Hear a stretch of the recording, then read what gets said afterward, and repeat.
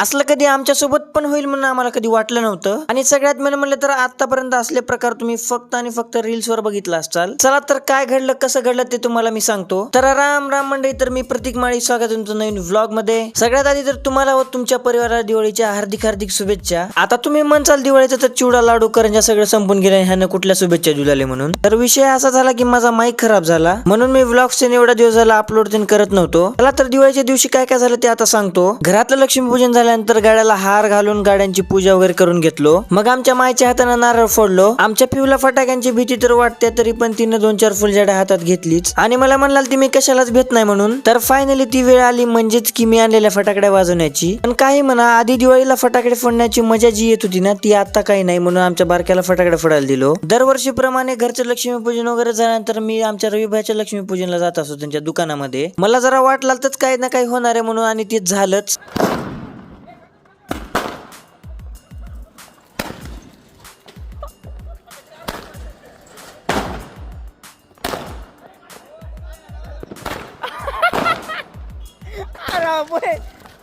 एक जरी sky shot दुकानात जाऊन फुटला असं तर काय झालं असतं, आपण याचा विचार पण करू नये. नशीब तसा काय प्रकार घडला नाही. तर आजच्यासाठी एवढंच, तर भेटूया पुढल्या व्लॉग मध्ये.